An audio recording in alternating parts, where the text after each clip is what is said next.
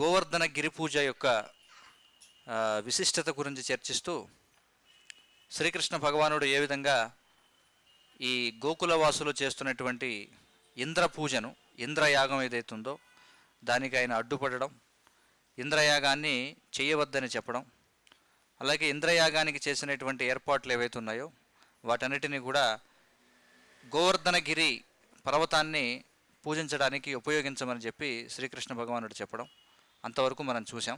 ఇంద్రుని యొక్క గర్వభంగం చేయడం కోసమే శ్రీకృష్ణ భగవానుడు కావాలని ఇంద్రునికి కోపం తెప్పించడం కోసం ఆ విధంగా ఇంద్రునికై ఏర్పాటు చేయబడినటువంటి యాగాన్ని అడ్డుకున్నాడని కూడా మనం చెప్పుకున్నాం. అలాగే ఎవరైతే దేవాది దేవుడైనటువంటి శ్రీకృష్ణ భగవానునికి శరణాగతి పొందిన వారు ఉన్నారో వారు అన్యమైనటువంటి దేవతలను పూజించాల్సినటువంటి అవసరం లేదనే విషయాన్ని చెప్పడం కోసం కూడా శ్రీకృష్ణ భగవానుడు ఈ ఇంద్రయాగాన్ని ఆపాడని కూడా మనం చెప్పుకున్నాం. అలాగే శ్రీకృష్ణ భగవానుడు మరి ఈ విధంగా గోకులవాసులతో వాదిస్తూ ఉంటే అంతిమంగా వారు కూడా సరేనయ్యా, నువ్వు చెప్పింది ఏదైతే ఉందో నువ్వు చెప్పినట్టుగానే చేద్దాం, మరి నువ్వు గోవర్ధనగిరి పర్వతాన్ని పూజించమని చెప్తున్నావు కదా, ఆ విధంగానే చేద్దాం, అయితే ఆ ప్రక్రియ ఏమిటో చెప్పు అని చెప్పడం అక్కడ వరకు మనం చూసాం. అయితే చూడండి, శ్రీకృష్ణుడు ఏమన్నాడు, తండ్రి ఆలస్యము చేయవద్దు, గోవర్ధన పర్వతముకు స్థానిక బ్రాహ్మణులకు మీరు ఉద్దేశించిన యాగ నిర్వహణకు చాలా సమయం పట్టడం, ఇంద్రయాగము కొరకు మీరు చేసిన ఏర్పాట్లను గోవర్ధన పర్వతమును మరియు స్థానిక బ్రాహ్మణులను తృప్తిపరచ కొరకు వినియోగిద్దాం అని చెప్పి శ్రీకృష్ణుడు చెప్పాడు. ఏవైతే ఏర్పాట్లు చేశారో మళ్ళీ మీరు ఇంద్రయాగం చేసి తర్వాత గోవర్ధన పూజ చేయాలంటే ఇవన్నీ కూడా సమయం ఆలస్యం అయిపోతుంది. అందుచేత నేరుగా ఏవైతే ఏర్పాట్లు ఉన్నాయో అవే గోవర్ధన పూజ చేయమని చెప్పి అక్కడ స్వామి చెబుతాడు. చివరకు నందమహారాజు అంగీకరించాను. గోపాలురును గోవర్ధన యజ్ఞమును ఎట్లు నిర్వర్తించవలనని శ్రీకృష్ణుడు ప్రశ్నించారు. సరే, ఇంద్రయాగం అంటే ఎలా చేయాలో మాకు తెలుసు, కానీ నీవు గోవర్ధన పూజ చేయమంటున్నావు కదా, ఎలా చేయాలో చెప్పు అని అడుగుతారు. అప్పుడు శ్రీకృష్ణ భగవానుడు చెప్తున్నాడు. చూడండి, శ్రీకృష్ణుడు వారికి ఇట్లు సూచనలు ఇచ్చాను. ఇంద్రయాగము కొరకు సేకరించిన ధాన్యములతోనూ నేతితోనూ అన్ని రకాల రుచికరమైన పదార్థములను సిద్ధము చేయవలను. చూడండి, ఎందుకంటే సాధారణంగా యజ్ఞంలో ఏం చేస్తారంటే నెయ్యిని యజ్ఞగుండంలో వేస్తారు, అందులో ధాన్యం నేరుగా యజ్ఞగుండంలో వేస్తారు. చూడండి, అది యజ్ఞం చేసేటువంటి విధానం. కానీ కృష్ణుడు ఏమంటున్నాడంటే ఆ యజ్ఞగుండంలో వేసేటువంటి నెయ్యి ఏదైతుందో ఆ నేతితోటి రుచికరమైన పదార్థాలన్నీ కూడా ఉండండి. ఆ నేతిని మీరు ఏదైతే సేకరించిన ధాన్యం ఉందో వాటిని కలిపి రుచికరమైన పదార్థాలు చేయండి. అన్నము, పప్పు, హల్వా, పకోడీలు, పూరీలను సిద్ధపరచవలను. పాలతో పరమాన్నమును, రబడి, రసగుల్లా, సందేశ్, లడ్డు వంటి మధుర పదార్థములను సిద్ధము చేయము. ఇది కృష్ణుడు స్వయంగా చెప్తున్న విషయం. వేదమంత్రములను పఠించి అగ్నిహోత్రునికి ఆహుతులను సమర్పించు పండితులైన బ్రాహ్మణులను ఆహ్వానించవలను. చూడండి, ఈ బ్రాహ్మణులు ఎవరైతే యజ్ఞం చేసే బ్రాహ్మణులు ఉంటారో వారందరినీ కూడా ఆహ్వానించండి. బ్రాహ్మణులకు అన్ని రకాల ధాన్యములను దానమీయవలను. పిమ్మట గోవులను అలంకరించి వాటికి చక్కగా మేత పెట్టవలను. బ్రాహ్మణులకు దక్షిణను సమర్పించుకోవలను. కుక్కల వంటి హీనజాతి జంతువులకు, అస్పృశ్యులుగా భావించబడు పంచమజాతికి చెందిన చండాలాదులైన అధమజాతి వారికి భగవత్ప్రసాదమును సమృద్ధిగా వితరణ చేయవలను. గోవులు చక్కగా గడ్డి మేసిన పిమ్మట గోవర్ధన పూజను వెంటనే ఆరంభించవలను. ఈ యజ్ఞము నాకు గొప్ప ప్రీతిని కలిగించగలదు అని చెప్పి కృష్ణుడు చెప్తున్నాడు. అర్థమైంది కదా.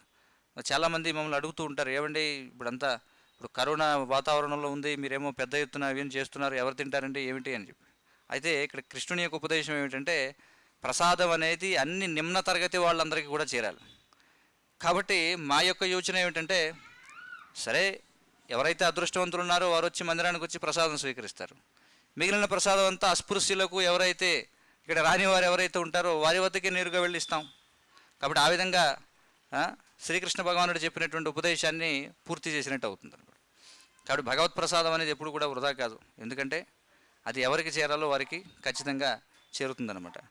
ఈ కథనము శ్రీకృష్ణుడు వైశ్యకులపు ఆర్థిక వ్యవస్థను గూర్చి చక్కగా వివరించును.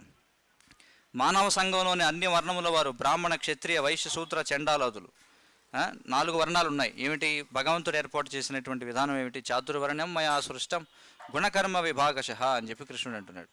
వ్యక్తి యొక్క గుణాన్ని, అతడు చేసే పనిని బట్టి 4 విభజనలు చేశాను నేను. ఎవరు వాళ్ళు? బ్రాహ్మణులు, క్షత్రియులు, వైశ్యులు, శూద్రుడు, ఇక పంచములంటే చండాలాదులు అని చెప్పి అంటారు. అంటే సునక మాంసం తినేటువంటి వారు, వీరందరినీ కూడా చండాలులు అని చెప్పి అంటారు. సాధారణంగా వైదిక విధానం ప్రకారం మాంసం తినేటువంటి వారిని మ్లేచ్చులు అని చెప్పి అంటారు అనమాట. చూడండి, వైదిక జీవన విధానంలో బ్రాహ్మణ, క్షత్రియ, వైశ్య, శూద్రులు అనేటువంటి 4 తరగతులు ఉన్నాయి. అయితే మాంసం స్వీకరించే వారిని మ్లేచ్చులు అన్నారు, సునక మాంసం స్వీకరించే వారిని చండాలురు అని చెప్పారు. ఈ విధంగా మనకి వర్గీకరణలు ఉన్నాయి. జంతు సామ్రాజ్యములోని గోవులు, కుక్కలు, మేకలు వంటి ప్రతి జీవి కూడా తాను నిర్వర్తించాల్సిన పాత్ర ఒకటి ఉంటుంది. చూడండి, మనుషులు మాత్రమే కాదు, జంతువులు కూడా వేటి పాత్ర వాటికి ఉంటుంది. చేతన మరియు అచేతనములైన కొండలు, నేల వంటి వాటితో ఏర్పడిన సృష్టి ప్రయోజనము కొరకై అందరూ పరస్పర సహకారంతో కలిసి పనిచేయవలసి ఉండును. వైశ్య సంఘము ధాన్యములను పండించుట, పశుపోషణ, ఆహార పదార్థముల సరఫరా, వడ్డీ వ్యాపారము వంటి కార్యములతో సమాజమునకు ప్రత్యేక సేవ చేయవలను. చూడండి, ఎందుకంటే కృష్ణుడు ఆయన క్షత్రియ కుటుంబంలో ఆయన అవతరించాడు, కానీ ఆయన వైశ్యుడైనటువంటి నందమహారాజు చేత ఆయన పెంచడం జరిగింది. కాబట్టి ఇక్కడ ఈ పరిస్థితిలో కృష్ణుడు తనను తాను వైశ్యునిగా పరిగణించుకుంటూ వైశ్య వర్ణము వారి యొక్క కర్తవ్యాలు ఏమిటనేది అక్కడ ఇక్కడ చెప్తున్నాడు. ఏమంటున్నాడు? భగవంతుడు వైశ్యులైనటువంటి వారికి కృషి, గోరక్ష, వాణిజ్యము, ఇక వడ్డీ వ్యాపారము అనేటువంటి 4 ఇవ్వడం జరిగింది అని చెప్పన్నారు. ఆ విధంగా వారు ఏం చేయాలట అంటే మానవ సమాజానికి తోడ్పడాలి.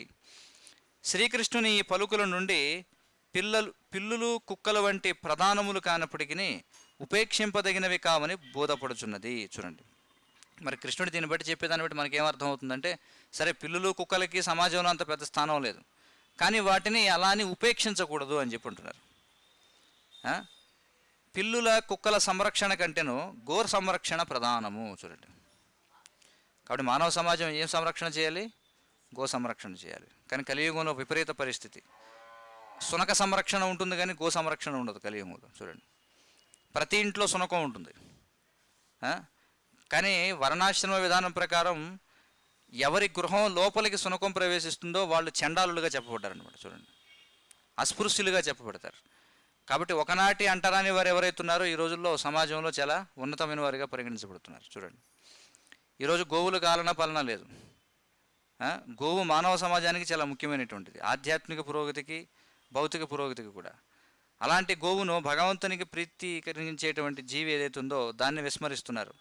ఏదైతే దూరంగా ఉంచాలో దాన్ని తీసుకొని చంకకెక్కించుకుంటున్నారు అనమాట. చూడండి, అది పరిస్థితి.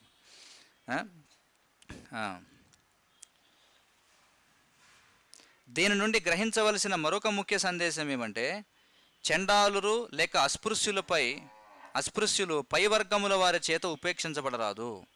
ఎవరైతే చండాలురు, అస్పృశ్యులు, అంటరాని వారు ఎవరైతే ఉంటారు, ఎందుకు వారు అంటరాని వారు అంటే వాళ్ళు ఏదో ఆ కుటుంబంలో జన్మించారు కాబట్టి అంటరాని వారని కాదు. అంటరాని వారంటే వారి యొక్క జీవన అలవాట్లు ఏవైతే ఉంటాయో అవి అత్యంత హేయముగా ఉంటాయి. కాబట్టి సంస్కారవంతులు ఎవరు కూడా అలాంటి వాతావరణంలోకి వెళ్ళదలుచుకోరు అనమాట. అందుచేత వాళ్ళు అస్పృశ్యులు, కానీ అంతేగాని వారు జన్మతః వాళ్ళు అస్పృశ్యులని కాదు, వారి అలవాట్ల కారణం చేత అస్పృశ్యులు. వైదిక సమాజంలో ఎవరైతే అస్పృశ్యులుగా అంటే అంటరాని వారిగా పరిగణించబడ్డారో వాస్తవానికి ఈనాటి సమాజం అంతా వాళ్ళతోనే నిండి ఉంది. చూడండి, ఎందుకంటే వైదిక విధానం బట్టి, వైదిక స్టాండర్డ్స్ని బట్టి చూస్తే మనం అందరం అస్పృశ్యులం. వాస్తవానికి మనలాంటి వారిని ఎవరు ముట్టుకోకూడదు కూడా. చూడండి, ఇది వైదిక ప్రమాణాన్ని బట్టి చూస్తే. ఎందుకంటే ఏవైతే శాస్త్రంలో నిరసించబడ్డాయో ఆ అలవాట్లు అందరికీ ఉన్నాయి ఈ రోజుల్లో. పూర్వం ఎలా ఉండేదంటే పరిస్థితి, పాశ్చాత్య దేశాలకు వెళ్ళవద్దని చెప్పేవారు, ఎందుకంటే అవన్నీ కూడా మ్లేచ్ఛ దేశాలుగా పరిగణించబడ్డాయి. మీరు వినే ఉంటారు, గాంధీజీ లండన్ వెళ్ళి బారిస్టర్ చదువుతానంటే తండ్రి ఒప్పుకోరన్నమాట. కారణం ఏమిటి? అక్కడికి వెళ్ళి అస్పృశ్యుల అలవాట్లని కూడా అలవాటు చేసుకుంటావు. అక్కడికి వెళితే మద్యపానం అలవాటు అవుతుంది, మాంసం అలవాటు అవుతుంది, జోదం, వ్యభిచారం వంటివి అలవాటు అవుతాయి. అలాంటి అలవాటు అవుతాయి కాబట్టి అతని తల్లిదండ్రులు వెళ్ళొద్దు అంటారు. కానీ ఇప్పుడు అలవాట్లు లేనివారు ఎవరు చెప్పండి? సమాజంలో అందరికీ ఉన్న అలవాట్లే కదా. కాబట్టి ఇప్పుడు అందరూ కూడా మ్లేచ్చులు అన్నమాట. చూడండి, వైదిక విభజన ప్రకారం చూస్తే ప్రతి ఒక్కరూ సంఘములో ప్రధానమైన వారే, కానీ కొందరు మానవ సంఘ ప్రగతికి ప్రత్యక్షముగా బాధ్యులవుతారు, మరికొందరు పరోక్షముగా బాధ్యులగుదురు. ఏమైనప్పటికీ కృష్ణ చైతన్యము కలిగినప్పుడు సంఘంలోని ప్రతి ఒక్కరి శ్రేయస్సు విషయములో శ్రద్ధ తీసుకోబడును. చూడండి, సంఘంలో ప్రతి ఒక్కరు కూడా ముఖ్యమైన వారే, ఎవరు కూడా ఉపేక్షించదగిన వారు కాదు, ఎవరిని వదిలేయడానికి లేదని చెప్పుకుంటున్నారు. ఎవరి పాత్ర వాళ్ళు పోషించాలి. అందుకే ఎప్పుడైతే సమాజంలో అందరూ కూడా కృష్ణ భక్తులు అవుతారో, కృష్ణ చైతన్యవంతులు అవుతారో, అప్పుడు సమాజంలో అందరి బాధ్యత కూడా చూసుకోబడుతుంది అని చెప్పుకుంటున్నారు. కృష్ణ చైతన్య ఉద్యమములో గోవర్ధన పూజ అను యజ్ఞము ఆచరించబడుతున్నది. కాబట్టి ఈరోజు మనం చేసేటువంటిది యజ్ఞం. గోవర్ధన పూజ అనేటువంటిది ఒక యజ్ఞం. శ్రీకృష్ణుడు పూజనీయుడు కనుక అతడు నివసించిన ప్రదేశము వృందావనము గోవర్ధన పర్వతము పూజనీయమని శ్రీ చైతన్య మహాప్రభు సూచించెను. దీనిని నిర్ధారించుట కొరకై శ్రీకృష్ణ భగవానుడు గోవర్ధనగిరిని పూజించుట స్వయంగా తనను పూజించుటయేనని తెలిపాను. చూడండి, కృష్ణుడు నివసించినటువంటి ప్రాంతం వృందావనం, మథుర, ఈ ప్రాంతాలన్నీ కూడా అర్థమవుతుంది కదా. ఈ గోవర్ధన పర్వతం, ఇంకా చెప్పాలంటే గోవర్ధనము అంటే ఏమిటి అర్థం? గోవర్ధనం అంటే వర్ధనము అంటే వర్ధిల్లడం అన్నమాట, అంటే పోషణ పొందడం. కాబట్టి గోవులన్నిటికీ కూడా పోషణనిచ్చేటువంటి పర్వతం ఈ గోవర్ధన పర్వతం. చూడండి, ఈ గోవులన్నీ కూడా అరణ్యాలకు వెళ్ళి రకరకాల రుచి కలిగినటువంటి గడ్డిని మేస్తూ ఉంటాయి. చూడండి, ఆ రుచి మనకు తెలియదు, వాటికి తెలుస్తుంది అనమాట. ఎందుకంటే ఇప్పుడు గోరక్షణ, ఒకవేళ ఎవరైనా గోవులను రక్షిద్దాం అనుకున్నా ఇప్పుడు పరిస్థితి ఏమిటి పరిస్థితి అంటే వాటిని ఎక్కడో షెడ్లో కట్టేసో లేకపోతే ఏదో చేస్తాం. కానీ ఏ విధంగా అయితే మనిషి స్వతంత్రంగా అటు ఇటు తిరగాలనుకుంటాడో గోవులు కూడా అలాగే తిరగాలనుకుంటాయి. కాబట్టి పూర్వం గోచారణ చేసేవారు అనమాట. శ్రీకృష్ణుడు ఏం చేసేవాడు, ప్రతిరోజు కూడా తన యొక్క స్నేహితులతో కలిసి ఈ గోవులన్నింటినీ కూడా అరణ్యాలకు తీసుకువెళ్ళేవారు. 12 అరణ్యాలు ఉంటాయి వృందావన ప్రాంతంలో, వృందారణ్యం అనేటువంటిది ఒకటి అందులో. కాబట్టి గోవులన్నీ కూడా చాలా సంతోషంగా ఉంటాయి. పైగా ఈ గోవర్ధన పర్వతం ఏదైతుందో గోవులకు కావలసినటువంటి అన్ని వసతులను కూడా కల్పిస్తుంది అనమాట. కాబట్టి ఎప్పుడైతే గోవులు ఆనందంగా ఉంటాయో అప్పుడు మానవ సమాజం కూడా ఆనందంగా ఉంటుంది. అందుకే దానిని గోవర్ధన పర్వతము అని చెప్పన్నారు, అంటే గోవులను వర్ధిల్లింపజేసేటువంటి పర్వతం అది అని చెప్పి. మరి శ్రీకృష్ణుడే స్వయంగా గోవర్ధనగిరిని పూజించాడంటే అది ఎంత ముఖ్యమైనదో మనం అర్థం చేసుకోవాలి. ఆనాటి నుండి నేటి వరకు గోవర్ధన పూజ కొనసాగుతున్నది. ఈ పూజ అన్నకూటముగా కూడా ప్రసిద్ధి చెందినది. చూడండి, అన్నకూటము అని చెప్పంటాం, అన్నకూటోత్సవం. ఎందుకని? ఈ ఉత్సవం జరుగు కాలములో, అంటే పూర్వం అప్పుడు జరిగినప్పుడు బృందావనములోనూ దానికి వెలుపల గల అన్ని దేవాలయములలోనూ ఆహార పదార్థములు పెద్ద ఎత్తున సిద్ధపరచి జనులకు పుష్కలముగా పంచిపెడుతుంటారు. అది ఈ గోవర్ధన పూజ యొక్క ముఖ్య ఉద్దేశం. కొన్నిసార్లు ప్రసాదము లేదా ఆహార పదార్థాలు భక్తుల గుంపులపైకి విసిరివేయబడుచుండును. చూడండి, అర్థమవుతుంది కదా. ఏం చేస్తారట, ఆ ఆహారం ఏదైతే గోవర్ధన పర్వతంలో ఉన్నటువంటి ఆహారం ఏదైతుందో ఒకసారి భక్తులు గుంపుల మీదకి విసిరేస్తూ ఉంటారట. ఎందుకంటే అదంతా పవిత్రం, అందరూ కూడా పట్టుకుని తీసుకుంటారనమాట ఆ రోజు. అట్లు విసిరివేయబడిన ప్రసాదము నేలపై పడినను స్వీకరిస్తారు. చూడండి, అది విశేషం. ఈ ఉదాహరణ ద్వారా శ్రీకృష్ణునికి అర్పించిన ప్రసాదము ఎన్నటికీ అపవిత్రము కాలేదని, మైలపడదని మనము గ్రహించవలెను. చూడండి, అది భగవత్ ప్రసాదం యొక్క విలువ. కనుకనే భక్తులు నేలపై పడినను దానిని గ్రహించి గొప్ప ఆనందమును అనుభవిస్తూ ఉంటారు. అందుకే ఒక్కోసారి మన కార్యక్రమాలు జరిగినప్పుడు అందరూ ఒక పంక్తిలో కూర్చున్నప్పుడు ప్రసాదాన్ని వడ్డించినప్పుడు ఏదన్నా బయటపడిపోతే కొంతమంది తెలియక వదిలేస్తుంటారు. ఇదేమిటంటే కింద పడింది ఎలా తినాలని చెప్పి. కానీ ఏది కూడా వదలకూడదు. ప్రసాదం ఎప్పుడు మలినం కాదు. అది చాలా ముఖ్యమైనటువంటి అవగాహన. స్వర్గలోకములను పాలిస్తున్నానని గర్వపడుతున్న ఇంద్రుని శిక్షించుట కొరకు దేవాది దేవుడైన శ్రీకృష్ణుడు ఇంద్రయజ్ఞమును నిలిపి గోవర్ధన పూజను ఆరంభించమని గోపాలురకు హితవు పలికెను. చూడండి, మరొక కారణం ఏమిటంటే గర్వభంగం. ఎవరికి గర్వభంగం? ఇంద్రుడు. ఎందుకంటే ఇంద్రుడు గర్వపడుతున్నాడట. ఏమని?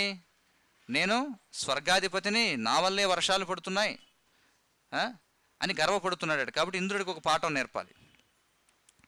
చిత్తశుద్ధి సరళ స్వభావము గల గోపాలురు నందమహారాజు నాయకత్వములో శ్రీకృష్ణుని ఆదేశానుసారము అతడు చెప్పినట్లుగా ఆ పూజను నిర్వర్తించాను. మొత్తానికి వాళ్ళు ఏం చేశారు? ఇంద్రయాగం కోసం చేసిన ఏర్పాట్లన్నీ మార్చేసి దాన్ని ఏం చేశారు అంటే నెయ్యిని తీసుకువెళ్ళి యజ్ఞగుండంలో వేసి ధాన్యాన్ని అగ్నిలో వేయడం మానేసి అదే ఆవు నెయ్యిని ఏం చేశారు? పాత్రల్లో వేసి తెచ్చిన ధాన్యంతో వంటకాలు ఉండడం మొదలుపెట్టారన్నమాట, కృష్ణుని యొక్క ఉపదేశానుసారం. తర్వాత గోవర్ధన పర్వతము చుట్టూ ప్రదక్షిణ చేసిరి. చూడండి, ఈ గోవర్ధన పూజ సందర్భములో నేడు కూడా వృందావన వాసులు చక్కటి వస్త్రములను ధరించి గోవర్ధనగిరి వద్ద సమావేశమై దానిని పూజించి తమ గోవులతో పాటు ఆ పర్వతమునకు ప్రదక్షిణ చేస్తుంటారు. చూడండి, అయితే ఒక విషయం మీరు దీన్ని అర్థం చేసుకున్నట్లయితే, ఇది వ్యవసాయాధారితమైనటువంటి సమాజంలో చేసేటువంటి ఉత్సవం, అవునా కదా? ఏ సమాజంలో అయితే గోవులు సంపదగా భావించబడేవో ఆ సమాజంలో ఆచరించబడినటువంటి ఉత్సవం అన్నమాట. కానీ ఈరోజు గోవుని సంపదగా పరిగణిస్తున్నారా? లేదు. అంటే ఈ ఉత్సవం సరే, ఇప్పుడు ఈ ఉత్సవంలో ఏం చెప్పారు? ఎవరికి వాళ్ళు గోవులు తీసుకోవాలి, తమ గోవులతో అన్నకూటం చుట్టూ కూడా ప్రదక్షిణ చేయాలి, లేదా గోవర్ధనగిరి పర్వతం చుట్టూ ప్రదక్షిణ చేయాలి, ఇవన్నీ చెప్పారు. కానీ ఇప్పుడు అది ఎక్కడ ఆచరణ సాధ్యం? చూడండి, చివరికి మందిరంలో ఉన్నటువంటి మేమే, మాకు రోజు ఎవరో పాలు సరఫరా చేస్తుంటారు, గోవు పాలు, ఎవరో ఒక వైద్యులు ఎవరో మాకు సరఫరా చేస్తుంటారు. వారిని గోవును తీసుకొచ్చి, ఎందుకంటే మరి ఆ గోవు యొక్క క్షీరాన్ని ప్రతిరోజు సేవిస్తున్నాం కాబట్టి దానికి ఈరోజు పూజ చేస్తున్నాం. కానీ వాస్తవానికి ఏం చేయాలి అంటే, ఎందుకంటే ఈ ఉత్సవం యొక్క ఉద్దేశం ఏమిటంటే, సమాజంలో ప్రతి ఒక్కరూ కూడా కొంత వ్యవసాయం అనేది ఉంటుంది, కొంత గోవులు అనేటువంటివి ఉంటాయి. ఈ గోవుల యొక్క విలువని గుర్తెరిగిన వారు కాబట్టి వారందరూ కూడా వ్యవసాయం నడవాలంటే ఎద్దులు కావాలి, మనిషి యొక్క ఆరోగ్యం అలాగే ఆధ్యాత్మిక పోషణ కావాలంటే గోక్షీరం అనేది చాలా ముఖ్యం. ఎందుకంటే గోవు యొక్క క్షీరం ఏదైతే ఉందో అది మెదడులో ఉన్నటువంటి సున్నితమైన కణజాలాన్ని అవి ఏం చేస్తాయంటే ఉత్సాహపరిచి ఆధ్యాత్మిక విషయాలు అర్థం చేసుకోవడానికి తోడ్పడతాయి. చూడండి, అంటే ఈ లోపల ఈ బ్రెయిన్ సబ్స్టాన్స్ ఏదైతే ఉంటుందో, ఈ మెదడులో ఉన్న కణజాలం ఏదైతే ఉందో, ఈ గోక్షీరం వల్ల అవన్నీ కూడా ఏమవుతాయంటే విద్యుదీకరించబడతాయి అన్నమాట, శక్తిని పొందుతాయి. దానివల్ల ఆధ్యాత్మిక విషయాలు బాగా అర్థమవుతాయి. అందుకోసం గోవు పాలు అనేది అవసరం. అందుకే వైదిక సమాజంలో పాలు అంటే గోవు పాలు. చూడండి, కానీ తర్వాత కాలంలో జనులు ఆధ్యాత్మిక పురోగతి కంటే భౌతిక పురోగతినే వాంఛిస్తారు కాబట్టి క్రమక్రమంగా గోవు యొక్క స్థానాన్ని గేదెలు భర్తీ చేశాయి అన్నమాట. చూడండి, కానీ గేదె క్షీరం తాగడం వల్ల ఏమవుతుందంటే మెదడు మందం అయిపోతుంది అనమాట, ఆధ్యాత్మిక విషయాలు అర్థం కావు. గోక్షీరాన్ని సేవిస్తే గోవులాగా సత్వగుణంలో ఉంటాం. అలా కాకుండా ఈ గేదె యొక్క పాలు స్వీకరిస్తే అలాంటి మనస్తత్వం మనకు కూడా వస్తుందన్నమాట. చూడండి, మనం కూడా మందంగా అయిపోతాం, మనకు కూడా ఆధ్యాత్మిక విషయాలు అర్థం కావు. అర్థమవుతుంది కదా? అంటే మన సమాజం ఎంతటి పతనావస్థలో ఉందంటే ఈరోజు కొంతమంది ఏం చేస్తారంటే గేదె పాలు తాగుతారు, ఆవు పాలు ఏమో కుక్కలకు పోస్తారు. చూడండి, ఏమండి ఎందుకు గోవు పాలు మీరు తాగొచ్చు కదా అంటే వేడి చేస్తుందండి అంటాడు. వాడు ఉదయం నుంచి సాయంత్రం వరకు తినేవన్నీ వేడి చేసేవి, రకరకాల మసాలాలు అవి ఇవి తినకూడని మాంసం మద్యం అన్నీ కూడా బాగా చూడండి కాల్చేసే పదార్థాలు, చుట్టలు తాగుతుంటాడు, సిగరెట్లు తాగుతుంటాడు, అంతకంటే వేడి చేసేవి ఉన్నాయా చెప్పండి?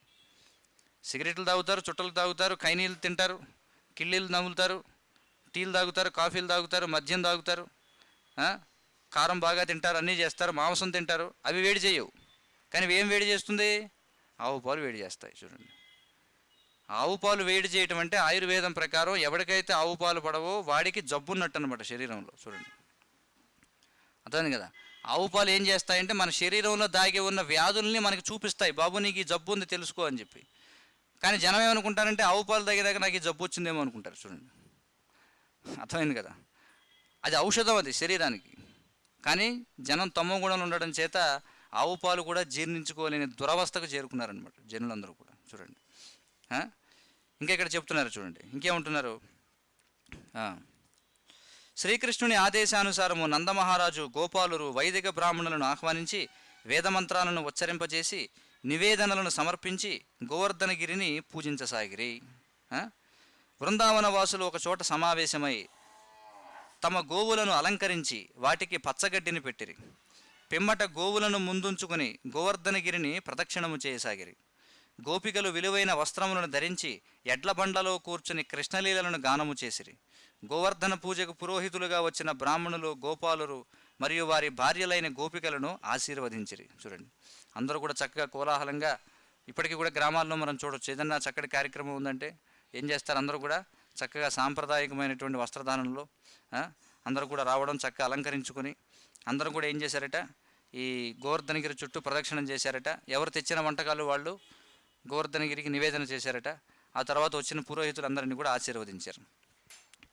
పూజ సమాప్తమైన పిమ్మట గోవర్ధన పర్వతమును తానును ఒక్కటేనని భక్తులకు తెలియజెప్పుటకు శ్రీకృష్ణుడు దివ్య రూపమును ధరించి తానే గోవర్ధన పర్వతమునని వృందావన వాసులకు ప్రకటించాను. చూడండి, ఇది అసలైనటువంటి విషయం. ఏం చేశాడు? ఆ గోవర్ధన పర్వతానికి నాకు ఎలాంటి భేదం లేదు అని చెప్పడం కోసం ఆయన దివ్య రూపాన్ని ధరించి ఆయనే గోవర్ధన పర్వతమునని వృందావన వాసులకు ప్రకటించాడట. ఏం చేశాడు? అతడు గోవర్ధన పర్వతముకు నివేదించిన ఆహారమును గ్రహించసాగాను. చూడండి, అందరూ చూస్తుండగానే ఏం చేశాడు? అందరూ గోవర్ధన పర్వతానికి నివేదన చేశారు, వాటిని కృష్ణుడు స్వయంగా స్వీకరించాడు. శ్రీకృష్ణుడు మరియు గోవర్ధన పర్వతము ఒకటేనని నేటికిని అందరూ అంగీకరిస్తుంటారు. మహాభక్తులు గోవర్ధన పర్వతపు రాళ్లను తీసుకువెళ్ళి దేవాలయములోని శ్రీకృష్ణుని విగ్రహమును పూజించినట్లుగా పూజిస్తుంటారు ఇప్పటికీ కూడా. ఎందుకంటే ఆ గోవర్ధన పర్వతం స్వయంగా కృష్ణుడే కాబట్టి ఆ రాళ్లను తీసుకువెళ్ళి పూజ చేసుకుంటూ ఉంటారు. గోవర్ధన పర్వతముకు నివేదించిన పదార్థములను భుజిస్తున్న శ్రీకృష్ణుని స్వరూపమును ప్రత్యేకించి ప్రదర్శించబడగా ఇతర వృందావన వాసులతో పాటు శ్రీకృష్ణుడు తానును ఆ విగ్రహమునకు గోవర్ధన పర్వతమునకు ప్రణామములు చేశాను. చూడండి, ఇక్కడ చూడండి విశేషం. గోవర్ధనగిరి పర్వతం ఉంది, కృష్ణుడు ఏం చేశాడు? ఆయన కూడా గోవర్ధన పర్వతం రూపంలో ఆయనే మారి ఆ నివేదన చేసినవన్నీ కూడా స్వీకరిస్తూ ఉన్నాడు. మళ్ళీ అందరితో పాటుగా ఆయన కూడా సభ్యుల్లో ఒకరిగా ఆయన కూడా ఉండి గోవర్ధన పర్వతానికి పూజ చేస్తూ ఉన్నట్ట. చూడండి, అక్కడ ఉన్న గోవర్ధన పర్వతం ఆయనే, స్వయంగా కృష్ణుడు అక్కడ ఉన్నాడు. మళ్ళీ ఆయనే గోవర్ధనగిరి పర్వతంలో అందరూ చూస్తుండగానే ఆ ప్రసాదాన్ని అందరిని కూడా నివేదనలన్నీ కూడా స్వీకరిస్తున్నాడు. అది విశేషం. తన బృహద్రూపమైన గోవర్ధన పర్వతముకు నమస్కరిస్తూ శ్రీకృష్ణుడు ఇట్లు ప్రకటించాను. చూచితిరా, గోవర్ధన పర్వతము బృహదాకారమును ధరించి మనము నివేదించిన పదార్థములనన్నింటినీ స్వీకరించి మనలను ఎట్లు అనుగ్రహిస్తున్నదో, గోవర్ధన పూజను నేనే స్వయముగా నిర్వహిస్తున్నాను. కనుక దీనిని నిరాకరించువాడు సుఖములను పొందలేడు. ఈ గోవర్ధన పర్వతముపై సర్పములు అనేకము కలవు. గోవర్ధనగిరి పూజా విధిని ఉల్లంఘించువారు ఆ సర్పముల చేత కాటు వేయబడి మరణింతురు. చూడండి, కృష్ణుడు ఏమంటున్నాడు? గోవులకు మరియు తమకు శుభములు కలుగుటకు గోవర్ధనగిరికి సమీపములో గల వృందావన వాసులకు నేను నిర్దేశించినట్లుగా గోవర్ధన పూజను నిర్వర్తించవలెను. ఇది కృష్ణుని యొక్క ఆదేశం, గోవర్ధన పూజ చేయాలనేది. ఈ విధముగా గోవర్ధన పూజ యాగమును నిర్వర్తించి వసుదేవుని పుత్రుడైన శ్రీకృష్ణుని ఆదేశములను అనుసరించిన పిమ్మట బృందావన వాసులందరూ తమ తమ గృహాలకు తిరిగి మరలిరి. అందరూ కూడా ఏం చేశారు? మొత్తానికి గోవర్ధన పూజ చేసి ఇంటికి వెళ్ళారు. ఇప్పుడు ఏమైంది చూడండి. ఇప్పుడు వృందావనంలో కుంభవృష్టి జరుగుతుందన్నమాట. వృందావనములోని గోపాలురు చేపట్టదలిచిన ఇంద్రయాగమును నిలిపివేసినట్లు తెలియగానే నందమహారాజు పాలనలోని వృందావన వాసులపై ఇంద్రునకు ఆగ్రహము కలిగింది. చూడండి, ఏమిటి? నా కోసం చేసిన ఏర్పాట్లన్నీ ఈ అర్భకుడు ఎవడో వచ్చి గోవర్ధనగిరికి చేయమంటాడా? ఇది ఎంత దారుణం అని చెప్పి వాళ్ళ మీద కోపం వచ్చిందట. శ్రీకృష్ణుడు వారిని స్వయముగా రక్షిస్తున్నాడనే విషయమును స్పష్టముగా తెలిసినను ఇంద్రుడు తన ఆగ్రహమును ప్రదర్శించాను. చూడండి, మనం చెప్పుకున్నాం ఒక్కోసారి మన యొక్క స్థాయిని మర్చిపోతాం మనం. అందుచేత ఇంద్రుడికి తెలుసు, ఇంద్రుడికి తెలియదా చెప్పండి? ఇంద్రుడు మనకంటే ఉన్నతమైన వాడే కదా, కృష్ణుడు భగవంతుడని తెలియదా? మరి కృష్ణుడు అవతరించాడని కూడా తెలుసు. ఎందుకంటే భాగవతంలో చెప్పబడింది, ఇంద్రారి వ్యాకులంలోకే మృదయంతి యుగే యుగే అని చెప్పున్నారు. ఇంద్రుని యొక్క శత్రువులు ఎప్పుడైతే పెచ్చురెళ్ళిపోయి దేవతలకు భక్తులకు హాని కలిగిస్తుంటారో అప్పుడు కృష్ణుడు స్వయంగా అవతరిస్తాడని శాస్త్రాలు చెబుతున్నాయి. ఈ విషయం ఇంద్రుడికి తెలుసు. కానీ తన యొక్క ప్రతిష్టకు భంగం వాటిందనే కోపంతో ఆయన ఏం చేయడానికైనా సిద్ధంగా ఉన్నాడు. చూడండి, అప్పుడు ఏం చేశారట? అతడు మేఘములకు అధిపతి కనుక సాంవర్తక మేఘమును పిలిపించాను. చూడండి, ఈ మేఘాలన్నీ ఎవరి ఆధ్వర్యంలో పనిచేస్తాయి? ఇంద్రుని యొక్క ఆధ్వర్యంలో పనిచేస్తాయి. సాంవర్తక మేఘాన్ని పిలిపించారట. సమస్త సృష్టికి జలప్రళయము కల్పించుట అవసరమైనప్పుడు మాత్రమే ఈ మేఘము ఆహ్వానించబడును. సాధారణంగా ఈ మేఘం ఎప్పుడు వస్తుందట? సృష్టి సమయం అయిపోయి జలప్రళయం జరగాల్సినప్పుడు అది వస్తుందట. బృందావనమునకు వెళ్ళి విస్తృతమైన వానలతో వరదలతో ఆ ప్రాంతమంతటిని ముంచివేయము అని ఇంద్రుడు సాంవర్తక మేఘమునకు ఉత్తర్వు జారీ చేశాడట. ఇంద్రుడు అసుర ప్రవృత్తితో తానే సర్వశక్తిమంతుడైన దేవాది దేవునిగా భావించారట. చూడండి, ఇది పరిస్థితి. మనం చూస్తుంటాం ఈ రాజకీయ నాయకులను కూడా కొంతమంది వారి నుండి లాభం వస్తుందని వారినే భగవంతుడితో సమానంగా కీర్తిస్తూ ఉంటారు. ఒక్కోసారి మనం చూస్తాం, వాళ్ళతో శంఖాలు పూరిస్తూ ఉంటారు, లేకపోతే వాళ్ళకి ఏదో చేతిలో పిల్లను గ్రోవ పెడతారు, లేకపోతే సుదర్శన చక్రం పెడుతుంటారు, గద పెడుతుంటారు. దేనికయ్యా అంటే వాడికి ఏదో కాంట్రాక్ట్ వస్తుంది, వాడికి ఏదో వచ్చే 10 లక్షలు కోటి రూపాయల కాంట్రాక్ట్ కోసం ఒక సాధారణ వ్యక్తిని భగవంతుడిగా మార్చేయడానికి కూడా అందరూ సిద్ధంగా ఉంటారనమాట. అదే నీచమైనటువంటి సమాజం యొక్క పరిస్థితి. కాబట్టి ఇంద్రుడు కూడా ఏమనుకున్నాడట, నేనే దేవాది దేవుడిని అనుకున్నాడట. చూడండి పరిస్థితి. రాక్షసులు శక్తిమంతులమని భావించినప్పుడు సర్వనియామకుడైన దేవాది దేవుని వారు ధిక్కరిస్తారు. ఇంద్రుడు రాక్షసుడు కాకపోయినా భౌతిక పదవి చేత గర్వితుడై పరమనియంత్రకుడైన దేవాది దేవుడినే ప్రతిఘటింపదలిచెను. చూడండి, సాధారణంగా రాక్షసులు ఎదురు తిరుగుతారు ఎవరికి? భగవంతుడికి. కానీ ఇంద్రుడు దేవత అయినా కానీ ఏం చేశాడు? ఆ పదవి యొక్క మత్తులో ఏం చేశాడట? కృష్ణునికి ఎదురు తిరిగాడట. కనీసము ఆ సమయములో తాను శ్రీకృష్ణుడు అంతటి శక్తిమంతుడనని ఇంద్రుడు భావించాడట. చూడండి మాయ ఎలా పనిచేస్తుందో. ఆ సమయానికి ఏమనుకున్నాడట? కృష్ణుడు ఎవరు? నేను కూడా కృష్ణుడు అంత శక్తిమంతుడు అనుకున్నాడు. చూడండి, అతడు ఇంకను ఇట్లు పలికెను, వృందావన వాసుల అహంకారమును చూడుము. వారు కేవలము అరణ్యవాసులు, సామాన్య మానవులు, మరియు వారికి మిత్రుడైన శ్రీకృష్ణుని బోధనల ద్వారా పెడదారి పట్టి దేవతలనే ధిక్కరించుటకు వారు సాహసిస్తున్నారు అని చెప్పినట్టు. కృష్ణుడి మాట విని వాళ్ళందరూ ధిక్కరిస్తారా? వీళ్ళు పని పడతాను అనుకున్నాడు. దేవతలను పూజించేవారు అల్పమేధస్సులని భగవద్గీతలో శ్రీకృష్ణుడు ప్రకటించాను. అన్ని రకాల పూజలను త్యజించి కృష్ణ చైతన్యములోనే మనస్సును ఏకాగ్రము చేయవలనని అతడు ప్రకటించాను. భగవద్గీతలో 7వ అధ్యాయం 23వ శ్లోకం. అంతవత్తు ఫలం తేషాం తద్భవత్యల్పమేధసాం దేవాన్ దేవయజో యాంతి మధ్యాజినోపిమాం అని చెప్పి అంటాడు కృష్ణుడు. అంతవత్తు ఫలం తేషాం, తాత్కాలికమైనటువంటి ఫలితములను పొందడం కోసం బుద్ధి లేని వారు దేవతలను అర్చిస్తారని కృష్ణుడు అంటాడు. దేవతలను పూజించిన వారు దేవతాలోకాలకు వెళతారు, నన్ను పూజించిన వారు నా వద్దకు వస్తారని కృష్ణుడు అంటాడు. అన్ని రకాల పూజలను త్యజించి కృష్ణ చైతన్యములోనే మనస్సును ఏకాగ్రము చేయవలనని అతడు ప్రకటించాడు. స్వయంగా కృష్ణుడు భగవద్గీతలో చెబుతున్నాడు. కృష్ణ చైతన్యములో నెలకొనిన వారు దేవతలు కోపగించినను వారిని పూజించనక్కర్లేదు. చూడండి ఇక్కడ ఏం చెప్తున్నారు. దేవతలకు వేళ కోపం వస్తుందనుకున్నా వారిని పూజించక్కర్లేదు అంటున్నారు. శ్రీకృష్ణుడు తన భక్తులకు అన్ని రకాల రక్షణను కలిగించును. అతని కృపపై వారు పూర్తిగా ఆధారపడి ఉండవచ్చునకు శ్రీకృష్ణుడు ఇంద్రునికి ఆగ్రహము తెప్పించుట, తరువాత అతడిని దండించుట వంటి సంఘటన ద్వారా భక్తులకు స్పష్టము చేశాను. ఈ లీల ద్వారా భగవంతుడు ఏం చెప్పదలుచుకున్నాడు? ఎవరైతే నాకు శరణాగతి పొందిన వారు ఉన్నారో వారు దేవతార్చన చేయాల్సిన అవసరం లేదు. ఒకవేళ దేవతలు ఏమన్నా కోపం వహిస్తారేమో అని అనుకున్నా నేను రక్షిస్తాను వారిని స్వయంగా అనేది చూపించడం కోసం ఆయనే స్వయంగా ఈ గోవర్ధన లీల చేశాడని చెప్పి ఇక్కడ చెప్తున్నారు. ఇంద్రుడు వృందావనవాసుల చర్యలను నిరసిస్తూ ఇట్లనెను, తిడుతున్నాడు అనమాట వృందావనవాసుల్ని. ఎవరు? ఇంద్రుడు. వృందావనవాసులు దేవతలను ధిక్కరించుట చేత భౌతిక జీవితములో వారికి అనేక ఇబ్బందులకు గురి కావలసి ఉండును. దేవతల పూజలను లెక్క చేయనందున వారు భౌతిక జీవితం అనే సాగరములను దాటజాలరు. వృందావనవాసులైన గోపాలురు శ్రీకృష్ణుడను పేరుగల ఈ బాలుని ఆదేశానుసారము నా అధికారమునే ధిక్కరించిరి. అతడొక బాలుడే తప్ప మరేమీ కాదు. ఈ బాలుని పలుకులను విశ్వసించి వారు నన్ను రెచ్చగొట్టారు. చూడండి, ఇంద్రుడు మాట్లాడుతున్నాడు అని ఇంద్రుడు సాంవర్తక మేఘముతో పలికి వృందావన సంపదలన్నింటినీ ధ్వంసము చేయమని ఆజ్ఞాపించాను. చూడండి, వృందావన వాసులు తమ భౌతిక సంపదలను చూచుకుని శ్రీకృష్ణుడను ఒక బాలుడు తమకు అండగా ఉండే ధైర్యముతో విర్రవీగుతున్నారు. చూడండి, అంటే ఎవరిని చూసి వారికి ఇంత ధైర్యం? కృష్ణుడని ఒక అర్భకుడు ఉన్నాడు కాబట్టి. శ్రీకృష్ణుడు మాటకారి, పసివాడు, ఈ సృష్టి స్వభావమును ఎరుగనివాడు, అయినను తాను మహాజ్ఞానినని భావిస్తుంటాడు. వారు శ్రీకృష్ణుని అధికముగా గౌరవిస్తున్నారు కనుక వారిని మనము శిక్షించవలెను.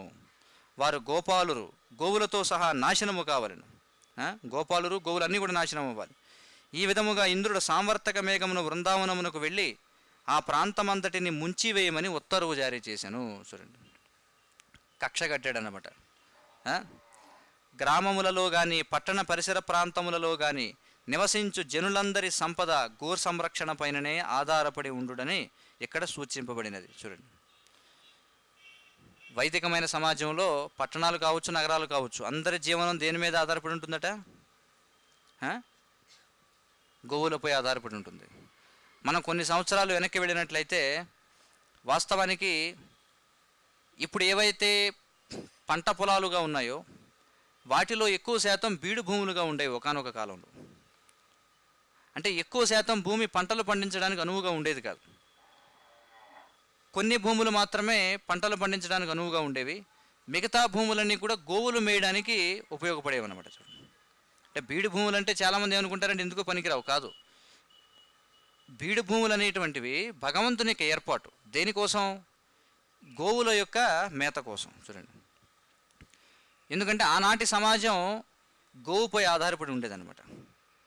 గోవు పాలు, గోవు పెరుగు, మజ్జిగ, వెన్న, నెయ్యి ఇవన్నీ కూడా చాలా ముఖ్యం. గోమయం, గోమూత్రం ఇవన్నీ కూడా సంపదలు అన్నమాట. చూడండి, అయితే ముఖ్యంగా మన యొక్క ఈ ప్రాంతంలో చూస్తే ఇప్పుడంటే చేపల చెరువులు తవ్వుతున్నారు. అంతకుముందు అన్ని వరి పొలాలు, అంతకుముందు అన్నీ కూడా బీడు భూములు ఉండేవి. ఎక్కువ శాతం ఎక్కువగా పండేది కాదు ధాన్యం, ఎవరికి కూడా తక్కువగా పండేది. కానీ ఎక్కువ శాతం మంది పాల మీద పెరిగిపోయి ఆధారపడేవారు. కానీ ఎప్పుడైతే ఈ గోదావరికి వరదలు ముంచెత్తుతుండడంతో ఈ బ్రిటిష్ వాళ్ళ హయాంలో ఈ కాటన్ అనేటువంటి వ్యక్తి ఏం చేశాడు, ఈ కాలువలు తవ్వడం జరిగింది.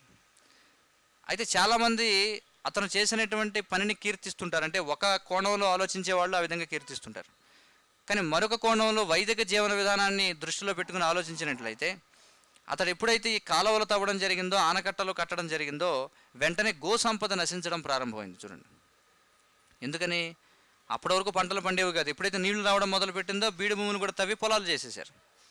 దానివల్ల గోవులకు ఆహారం లేదు. కాబట్టి మెల్లమెల్లగా చూడండి, ఎప్పుడైతే గోవును విస్మరించామో అది సనాతన ధర్మ పతనానికి నాంది అన్నమాట. చూడండి, తెలివి తక్కువ వాళ్ళందరూ ఏమనుకున్నారు, ఓహో భలే ఉంది, ఇప్పుడు మనం చక్కగా కాలువలు వచ్చేస్తున్నాయి, నీళ్ళు వచ్చేస్తున్నాయి, ఇంకేమిటి పంటలు పండించుకోవచ్చు, అదే కదా అనుకున్నారు. కానీ గో సంపద మళ్ళీ క్రమక్రమంగా క్షీణించడం మొదలైందనమాట. అంతకుముందు చూస్తే ప్రతి భూస్వామికి కూడా ఎన్నో గోవులు ఉండేవి, వందల సంఖ్యలో గోవులు ఉండేవి. ఇంకా శ్రీకృష్ణుడున్న సమయంలో అయితే ఏం చెప్తున్నారంటే ఒక మనిషి ఉంటే 10 గోవులు ఉండేవట. చూడండి, అది నిష్పత్తి ఆనాటి కాలంలో. అర్థమవుతుంది కదా. కాబట్టి ఎప్పుడైతే ఈ కాలువలు నిర్మించారో క్రమక్రమంగా ఏమైంది, మనిషి స్వార్థానికి వెళ్ళిపోయి మొత్తం అన్నీ కూడా పొలాలుగా మార్చేశాడు. ఇంకా తర్వాత ఇంకా స్వార్థం పెరిగిపోయి ఏమైంది, ఇప్పుడు అవి కూడా కాదు, ఇప్పుడు చక్కగా నీళ్ళు వస్తున్నాయి కదా, చెరువులు తవ్వుకుందాం. చూడండి, అయిపోయింది. అంటే మనిషి యొక్క స్వార్థానికి పరాకాష్ట అన్నమాట. చూడండి, అర్థమవుతుంది కదా. ఇక్కడ చెప్తున్నారు చూడండి,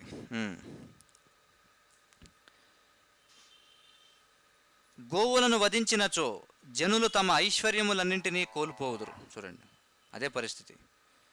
గోవులను వధిస్తే జనులు తమ ఐశ్వర్యాలన్నింటినీ కూడా కోల్పోతారు.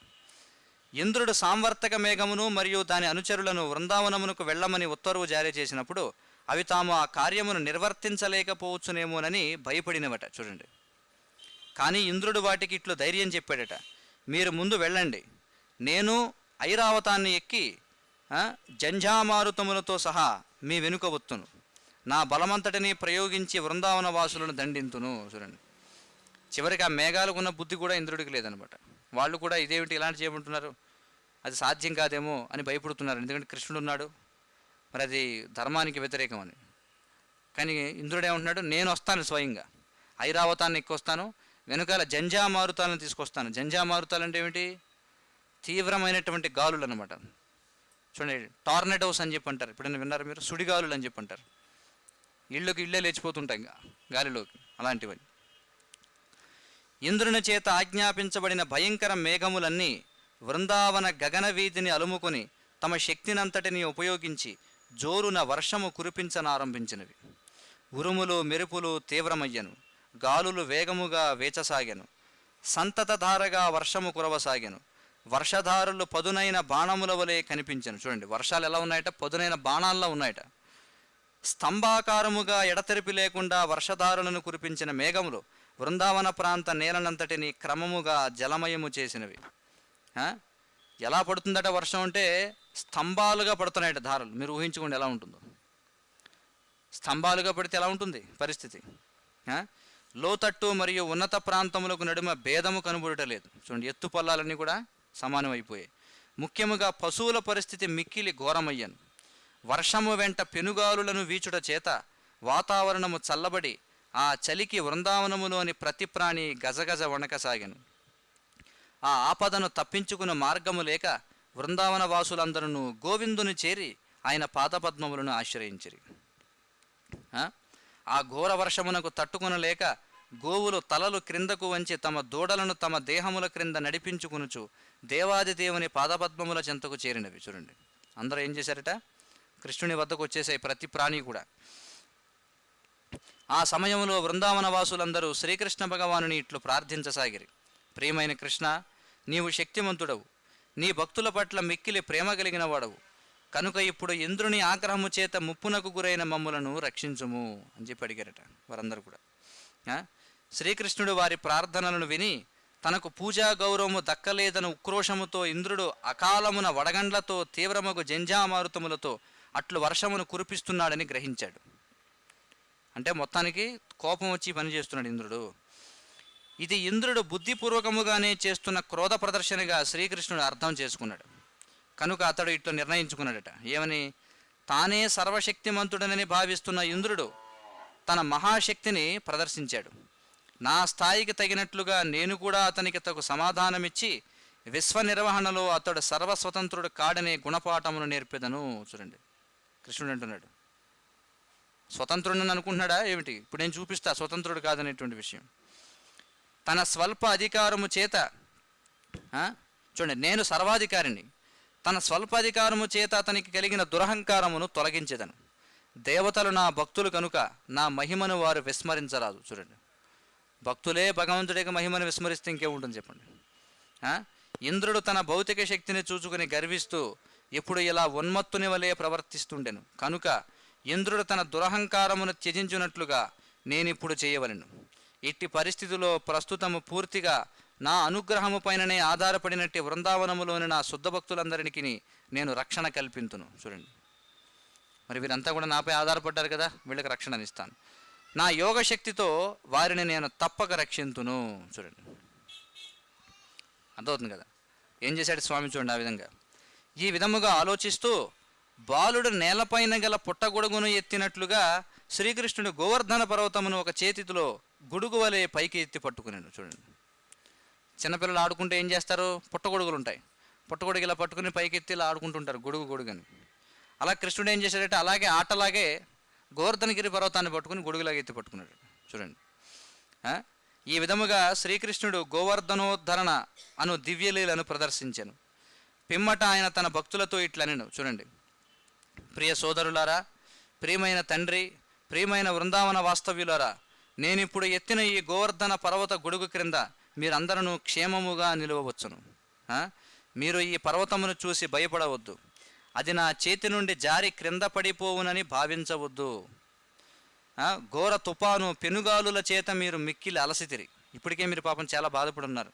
కనుకనే నేను ఈ పర్వతమును ఎత్తి తిని ఇది మిమ్మలను గొడుగు వలె రక్షించును. ఈ వర్షపు బాధ నుండి మిమ్మలను విముక్తి చేయుటకు ఇది సరైన ఏర్పాటును నేను భావిస్తున్నాను. ఈ మహాఛత్రము క్రింద మీ పశువులతో సహా మీరు సుఖముగా నుండుము.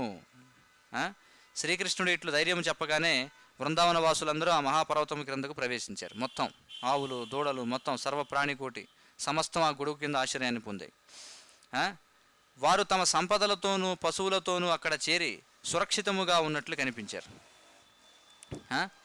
బృందావన వాసులు వారి పశువులతో పాటు ఏ విధమైన ఆకలి దప్పుల చేత కానీ ఇతర ఎట్టి అసౌకర్యముల చేత కానీ కలతనుందక ఆ పర్వతము క్రింద ఒక వారం రోజులు ఉండేరట. చూడండి, అది ఎన్ని రోజులు? వారం రోజులు ఆయన ఎడమ చేతి చిటికిన వేలిపై గోవర్ధనగిరి పర్వతాన్ని అలా ఎత్తి పట్టుకున్నాడు అనమాట. కాబట్టి ఎవరైతే తమను తాము భగవంతుడిగా ప్రకటించుకుంటారో, ముఖ్యంగా ఈ రోజుల్లో చూస్తే కలియుగంలో భారతదేశంలో కనీసం రాష్ట్రానికి 100 మంది భగవంతుడు ఉన్నారు. చూడండి, రకరకాల బాబాలు, అమ్మలు, ఆ భగవాన్, ఈ భగవాన్ అని చెప్పి ఎంతోమంది ఉన్నారనమాట. ఎవరికి వాళ్ళే మేమే భగవంతుడు అని చెప్పుకుంటారు. కాబట్టి అలాంటి వాళ్ళందరికీ ఒక పరీక్ష ఏమిటంటే, ఇదిగో కృష్ణుడు గోవర్ధనగిరి పర్వతాన్ని ఎడమ చేతి చిటికిన వేలపై వారం రోజులు ఎత్తి పట్టుకున్నాడు. కాబట్టి మీరు కూడా అలాంటిది ఏదైనా చేసి చూపించండి, అప్పుడు మిమ్మల్ని కూడా భగవంతుడిగా అంగీకరించవచ్చు. చేయగలరా వాళ్ళు? ఫోటోషాప్లో చేయొచ్చు కావాలంటే. మన చాలామంది బూటకపు బాబాలు ఏం చేస్తారంటే, కృష్ణుడి విశ్వరూపం ఉంటుంది కదా, ఆ విశ్వరూపంలో మధ్యలో ఉన్న కృష్ణుడిని కట్ చేసేస్తారు, చేసి వాడు ఫోటో పెట్టుకుంటాడు అనమాట విశ్వరూపం. ఆ విధంగా చేయవచ్చేమో కానీ వాస్తవంగా చేయగలరు ఎవరైనా? చేయలేరన్నమాట. మరి జనం ఎందుకు మోసపోతుంటారు ఈ బూటకపు అవతారాలను నమ్మి? అంటే వాళ్ళకి శాస్త్రం తెలియదు, ఏనాడు కూడా జీవితంలో భగవద్గీత, భాగవతం లాంటివి చదవరు. కాబట్టి భగవంతుడు అంటే ఏమిటి, ఏ లక్షణాలు ఉంటే భగవంతుడు అవుతాడు, భగవంతుని యొక్క అసాధారణ శక్తి ఏమిటి, ఇవన్నీ కూడా వాళ్ళకి తెలియదు. కాబట్టి ఎవరైనా వచ్చి మోసం చేస్తే చాలా సులభంగా మోసపోతుంటారు. చూడండి, ఏదో కొంచెం బూడిద సృష్టిస్తేనో రోల్డ్ గోల్డ్ వాచీలు లేకపోతే బంగారపు గొలుసులు సృష్టిస్తేనో జనం ఏమనుకుంటారు? భగవంతుడు అనుకుంటారు. లేదా ఏదైనా జబ్బు తగ్గిస్తేనో చూడండి. కానీ ఇదిగో భగవంతుడు అంటే ఇది. బృందావన వాసులు వారి పశువులతో పాటు ఏ విధమైన ఆకలి దప్పుల చేత కానీ అసౌకర్యాల చేత కానీ కలతనుందక ఆ పర్వతము క్రింద ఒక వారము రోజులు ఉండిరి. శ్రీకృష్ణుడు ఆ పర్వతమును తన ఎడమ చేతి చిటికిన వ్రేలిపై ఎట్లు మోస్తున్నాడు అని వారు ఆశ్చర్యపడసాగిరట. ఇదేమిటి, కృష్ణుడు ఎలా చేస్తున్నాడు, ఎలా సాధ్యం? స్వర్గలోకాధిపతి అయిన ఇంద్రుడు శ్రీకృష్ణుని అసాధారణమైన యోగశక్తిని చూసి ఆశ్చర్యపడింది. చూడండి, ఇంద్రునికి ఆశ్చర్యం కలిగింది. ఇదేమిటి? అతని నిశ్చయము సడలెను. అతడు వెంటనే మేఘములన్నింటినీ వెనకకు రప్పించి వర్షము కురియుటను నిలుపుమని ఉత్తర్వు జారీ చేశాడు. ఇంకా భయం మొదలైందనమాట. ఆకాశము పూర్తిగా నిర్మలముగా మారెను. మరలా ఎండ కాచెను. గాలుల తీవ్రత తగ్గెను. అప్పుడు గోవర్ధనోద్ధారకుడని పేరు పొందిన దేవాదిదేవుడైన శ్రీకృష్ణుడు ఇట్లనెను. ఏమన్నాడు? ప్రియమైన గోపాలులారా, మీరిప్పుడు ఈ ప్రదేశాన్ని విడిచిపోవచ్చును. మీ భార్యలను, పిల్లలను, గోవులను, మీ వస్తువులను తీసుకుని తిరిగి మీరు మీ గృహాలను చేరవచ్చును. ప్రమాదము తొలగినది, వరద ఉపశమించినది. గోపాలకులందరూ తమ వస్తువులను బండ్లపై వేసుకుని తమ గోవులతోనూ ఇతర సామగ్రితోనూ నెమ్మదిగా తమ తమ గృహాలకు తిరిగి మరలిపోసాగిరి. చూడండి, అందరూ కూడా బళ్ళు కట్టుకుని వచ్చారనమాట. వచ్చేసి అందరూ మొత్తం అంతా కూడా పర్వతం కిందే ఉన్నారు వారం రోజుల పాటు. వారు అన్ని వస్తువులను తరలించిన పిమ్మట శ్రీకృష్ణుడి నెమ్మదిగా గోవర్ధన పర్వతమును యథావిధిగా పూర్వస్థానములను నిలిపాను.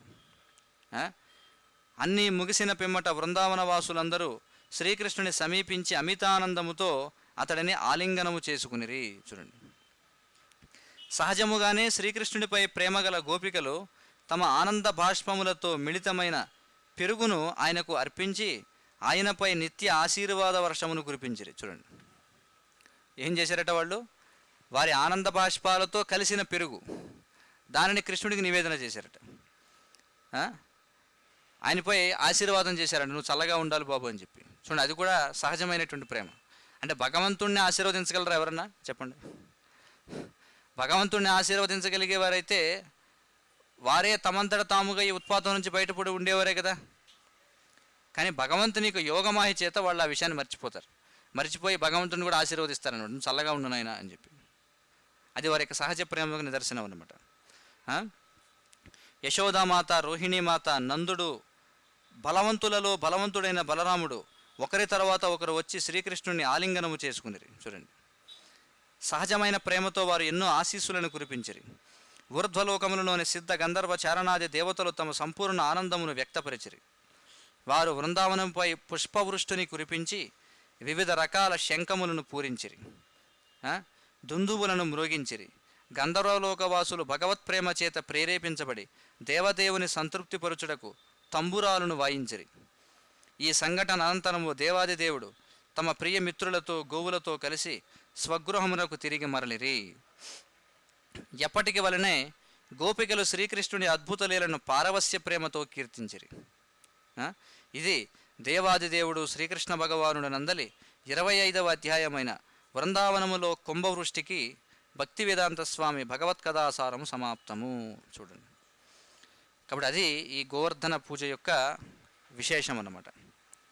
అయితే ఈ గోవర్ధన పర్వతాన్ని కృష్ణుడు ఎత్తినప్పుడు చాలామంది, అయ్యో కృష్ణుడు చిన్నపిల్లవాడు కదా, ఈ పర్వతాన్ని ఎత్తుతున్నాడు పడిపోతుందేమో అని భయంతో కర్రలు వారు కూడా బోటు పెడతారనమాట. చూడండి, ఎవరు నందమహారాజు వీళ్ళందరూ కూడా కర్రలు పెడుతుంటారు. ఈ గోవర్ధనుల యొక్క విశేషం ఏమిటంటే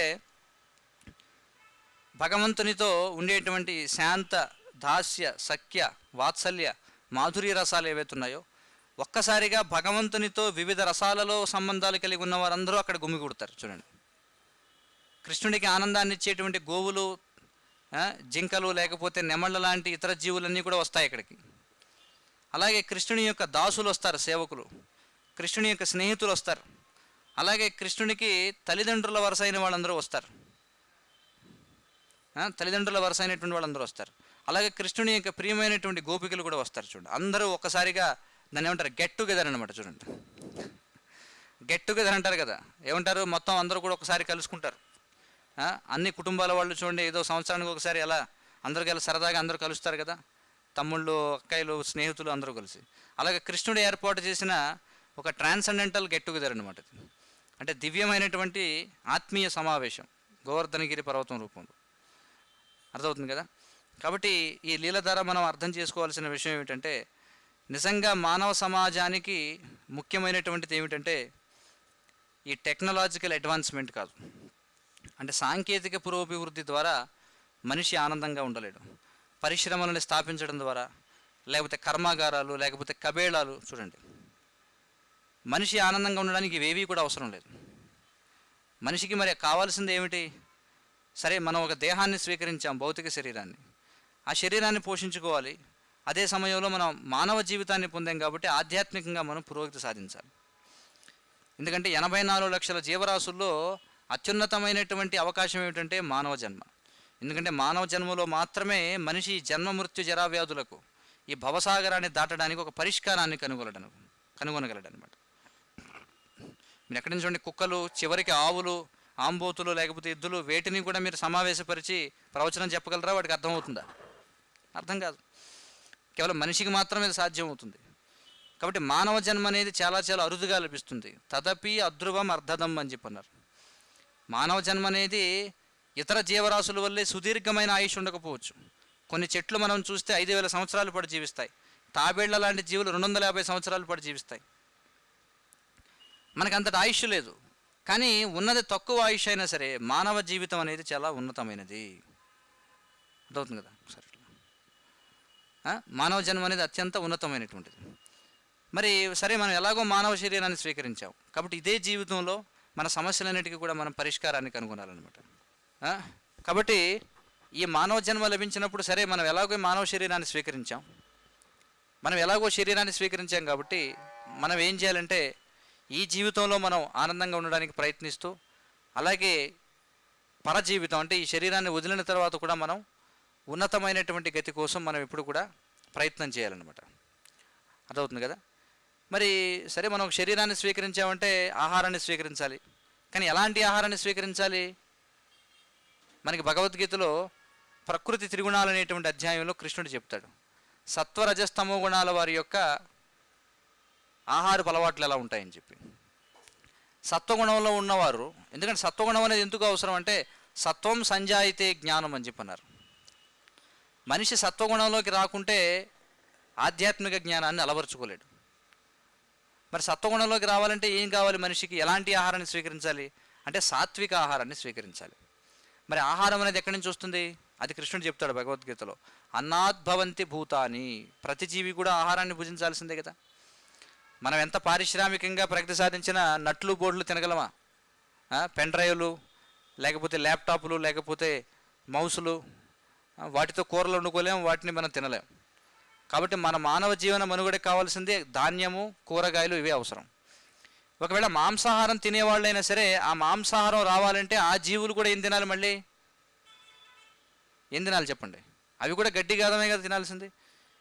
కాబట్టి అన్నం అనేటువంటిది, ధాన్యం అనేటువంటిది, కూరగాయలు అనేటువంటివి మానవ మనుగడకు చాలా చాలా అవసరం. మరి అన్నం అనేది ఎలా వస్తుంది అంటే కృష్ణుడు చెప్తున్నాడు, అన్నాద్భవంతి భూతాని పర్జన్యాదన్న సంభవ. అన్నం అనేది వర్షం కారణంగా వస్తుంది. వర్షం ఎలా వస్తుంది? యజ్ఞాద్భవతి పర్జన్య. యజ్ఞం చేయడం వల్ల వర్షం పడుతుంది అన్నారు. మరి యజ్ఞకర్మ సముద్భవ, మనం చేసేటువంటి పనుల వల్ల యజ్ఞం జరుగుతుంది. అంటే భగవత్ ప్రీత్యర్థం చేసేటువంటి పనులనే యజ్ఞం అని అంటారు. మరి కలియుగంలో యజ్ఞం ఏమిటి?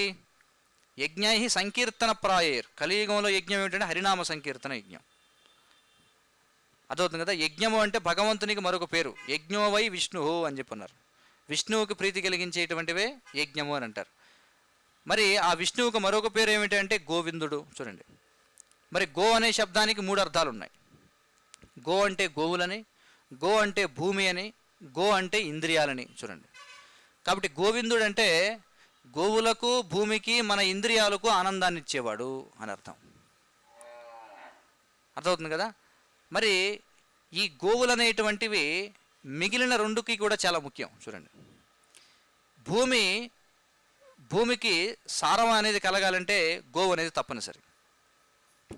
అర్థమవుతుంది కదా. ఎందుకంటే ఎక్కడైతే గోవులు చరిస్తాయో, ఎక్కడైతే గోచారణ జరుగుతుందో ఆ భూమి అంతా కూడా చాలా సారవంతంగా మారుతుంది. ఎలాగండి అంటే ఈ గోవులు తిరిగినప్పుడు అవి తమ మలాన్ని, మూత్రాన్ని విసర్జిస్తూ ఉంటాయి.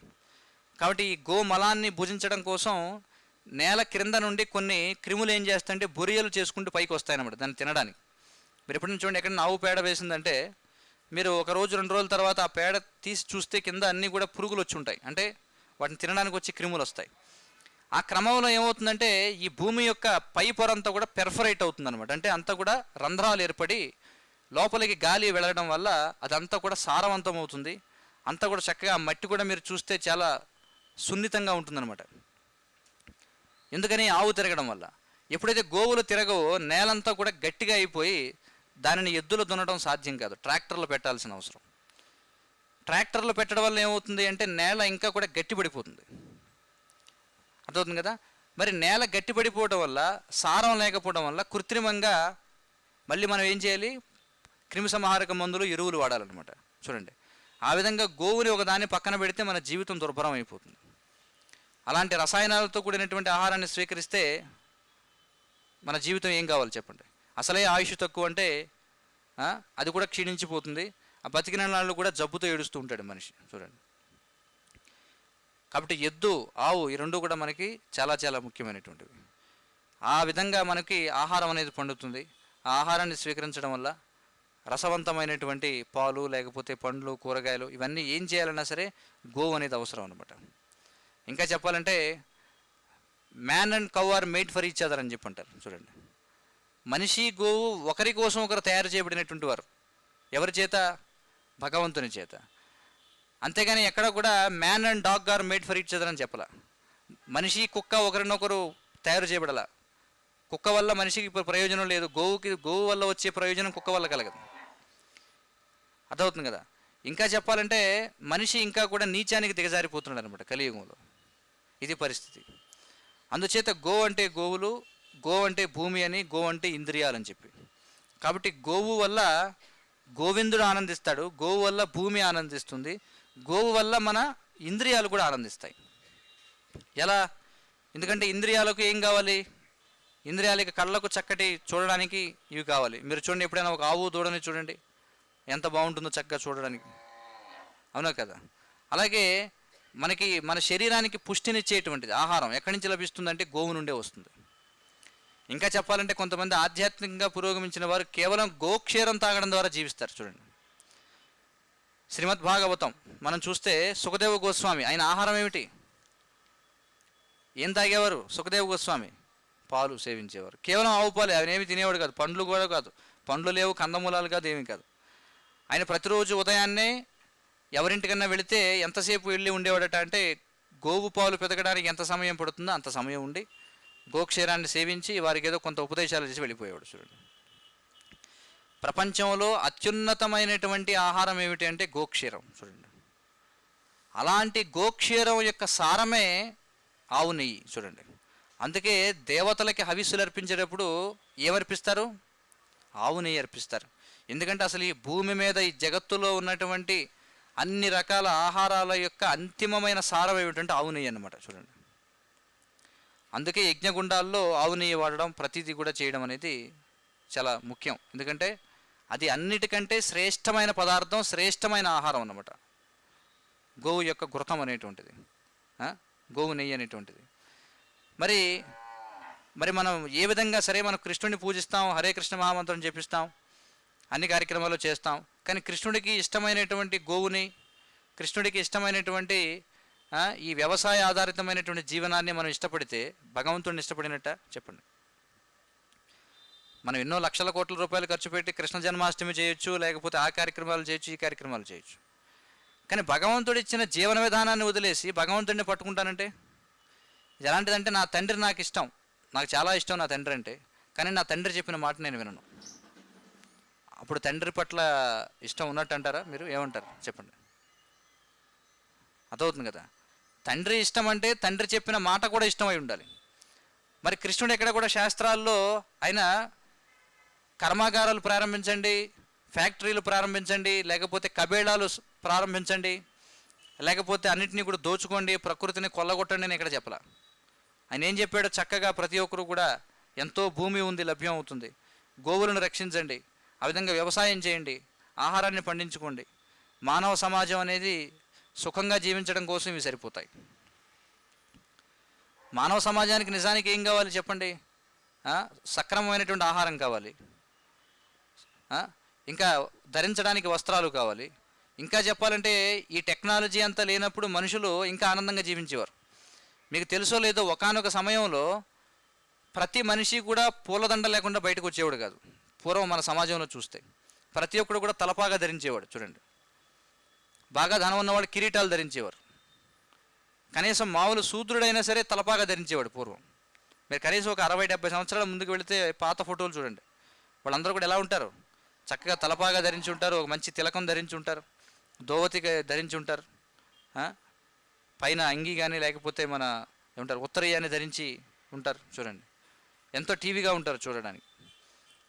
ఇప్పుడు ఏమనుకుంటున్నారంటే అందరూ అదంతా కూడా వెనకబడినటువంటి జీవన విధానం, ఇప్పుడు మనం ఆధునిక జీవన విధానం, అభివృద్ధి చెందిన జీవన విధానం అనుకుంటున్నాం. కానీ ఇప్పుడు మనిషి పరిస్థితి ఏమిటి? ఎన్ని కోట్ల రూపాయలున్నా తినడానికి తాజా ఆహారం లభించదు. లభిస్తుందా చెప్పండి? లభించదు. అందరూ ఏమనుకుంటారంటే పట్టణాల్లో జీవిస్తే చాలా ఉన్నతి సాధించినట్టు అనుకుంటారు. పట్టణాల్లో జీవించేవాడికి కనీసం అసలైన పాలు కాదు కదా, వాడికి ఏమీ దొరకదు. చూడండి, గాలి కలుషితం, నీరు కలుషితం, ఆహారం కలుషితం, అంతా కలుషితం. మరి ఏ విధంగా ముఖ్యమైన ప్రగతి సాధించిన జీవితం?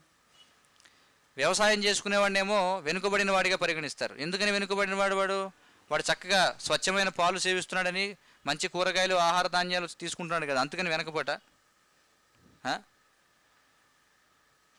ఆహారం, నిద్ర, భయం, మైథునం ఇవి కనీసమైనటువంటివి మనిషికి. సరే, ఇప్పుడు టెక్నాలజీ వల్ల ఉపయోగం ఏమిటంటే మనిషి యొక్క జీవన ప్రమాణాలు పెరగాలి. కానీ ఏం జరుగుతుంది ఇవాళ మనం చూస్తే? సరైన ఆహారం లభ్యమవుతుందా మనిషికి? లేదు. సరైన నిద్ర ఉందా మనిషికి? లేదు. ట్యాబ్లెట్లు వేసుకోకపోతే నిద్ర పట్టదు. తినేటువంటి ఆహారం అంతా కూడా చెత్త, రసాయనాలతో కూడినటువంటిది. ఇక మైథునం అంటారా? ఎవరికి కనీసం సంతానం కూడా కలగటంలా ఈ రోజుల్లో. చూడండి, ఎవరికి వీర్య పుష్టి కూడా లేదు. అందుకే టెస్ట్ ట్యూబ్ సెంటర్లు, ఆ సెంటర్లు, ఈ సెంటర్లు పెరిగిపోయాయి. ఎందుకంటే సంతానాలేమి. ఇక వ్యాధి అంటారా? నిత్యము వ్యాధే. చూడండి, మరి మనదైనటువంటి అసలైన వ్యవసాయ ఆధారితమైనటువంటి జీవన విధానాన్ని వదిలిపెట్టి మనం ఏమి సాధించాం చెప్పండి? ఏమైనా సాధించామా? మన పూర్వీకుల కంటే మెరుగ్గా మనం ఏమైనా జీవిస్తున్నామా? మన పూర్వీకులు చూడండి, వాళ్ళు కనీసం ఒక్కొక్కరు ఒక డజన్ సున్నుండలు తినగలరు అనమాట. ఇప్పుడు మనిషి ఒక సున్నుండ తింటే వాడు బతుకుతాడో చస్తాడో అన్నట్టుగా ఉంటాడు ఇప్పుడు పరిస్థితి. అన్ని రకాల వ్యాధులు ఉంటాయన్నమాట, వాడికి జేబులో వేసుకుని ఉంటాడు. చూడండి, వారు తినగలిగినట్టుగా మనం తినలేం, వారు నిద్రించినట్టుగా మనం నిద్రించలేం, వారు సంతానాన్ని కనినట్టుగా ఇప్పుడు ఎవరు సంతానం కనడం వల్ల. వారు 10 మంది 20 మంది సంతానాన్ని కనివారు, మరి ఇప్పుడు అసలు సంతానమే కలగడం వల్ల. చూడండి, ఇక వ్యాధులు అంటారా? వారికంటే సుదీర్ఘంగా మనం జీవించగలిగేది లేదు. మరి వారి జీవన విధానం ఏమిటి అంటే వారు భగవంతుడిచ్చిన జీవన విధానాన్ని గడిపారు. వ్యవసాయ ఆధారితమైనటువంటి, గో ఆధారితమైనటువంటి జీవన విధానాన్ని గడిపారు. కానీ మనం ఏం చేస్తున్నాం? మన సనాతనమైనటువంటి జీవన విధానాన్ని విడిచిపెట్టి తుచ్చమైనటువంటి, నీచమైనటువంటి పాశ్చాత్య జీవన విధానాన్ని తీసుకొని ఏదో సాఫ్ట్వేర్ కంపెనీలో కూర్చొని ల్యాప్టాప్ మీద ఏదో బటన్లు నొక్కితే ₹1,00,000 వస్తే అదే ఆనందంగా జీవిస్తున్నాం అనమాట. చూడండి, ఏ విధంగా మనం ఉన్నతమైనటువంటి వాళ్ళం. మన ఆహారం సరిగా లేదు, మనకి నిద్ర సరిగా లేదు, మైథునం సరిగా లేదు, ఆరోగ్యం సరిగా లేదు, ఇంకా ఏ విధంగా మనం ఆనందంగా ఉన్నట్టు అర్థమవుతుంది కదా. కాబట్టి ఈ శాస్త్రాలంటే ఏదో ఊరికి ఏదో భక్తిగా సంవత్సరానికి 1-2 సార్లు ఉత్సవం రోజున తీసి చదివేవి కాదు. అసలు మన జీవన విధానం ఏమిటి, మనం ఏ విధంగా నిజంగా ఆనందాన్ని పొందగలం, ఈ విషయాలన్నీ కూడా అర్థం కావాలంటే మనం శాస్త్రాన్ని అధ్యయనం చేయాలి. కాబట్టి శ్రీల ప్రభుపాదుల వారు దేవాది దేవుడు శ్రీకృష్ణ భగవానుడు అనేటువంటి గ్రంథం చూడండి, ప్రతి ఒక్కరు కూడా చదవాల్సినటువంటి గ్రంథం అనమాట. ఇందులో నిజంగా మనిషి ఆనందంగా జీవించాలంటే ఏం కావాలి? మనిషి ఆనందంగా ఉండడానికి వాడు ఏమి ఎంటెక్ చేయాల్సిన అవసరం లేదు, సైంటిస్ట్ అయి ఉండాల్సిన అవసరం లేదు, కామన్ సెన్స్ ఉండాలన్నమాట, ఇంగిత జ్ఞానం ఉండాలి. పశుపక్ష్యాదులను మీరు చూడండి, పశుపక్ష్యాదులు ఏవి కూడా మనిషి అంత హైరాణ పడవు. చూడండి, పశుపక్ష్యాదులు అవి ఏ కంపెనీలో ఉద్యోగం చేస్తున్నా, ఏ యూనివర్సిటీలో చదువుకుంటున్నాయి, అవి ఏమీ లేదు. కానీ ప్రకృతిపై ఆధారపడడం చేత వాటికి సక్రమంగా సమయానికి వాటికి ఆహారం లభిస్తుంది.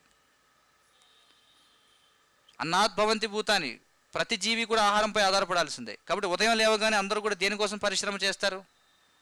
ఆహారం కోసం పరిశ్రమ చేస్తున్నాం. పక్షులు చూడండి, ఉదయాన్నే నిద్ర లేవగానే కాసేపు అటు ఇటు కోత పెడతాయి, వెంటనే ఎగిరి వెళ్ళిపోతాయి. ఎక్కడికి? ఏ పురుగో ఏదో ఒకటి తెచ్చి తినడం కోసం. మనిషి కూడా ఉదయం లేచిన దగ్గర నుంచి ఏం చేస్తాడు? సంపాదన కోసం అటు ఇటు తిరుగుతుంటాడు. కానీ ఇతర జీవులన్నీ ఆహారం ద్వారానే మనుగడ సాధిస్తున్నాయి కాబట్టి నేరుగా ఆహారాన్నే పట్టుకుంటాయి అవి. కానీ మనిషి ఏం చేస్తాడు? ముందు డబ్బును పట్టుకుంటాడు. చూడండి, మరి ఏమి మెరుగు మనకంటే?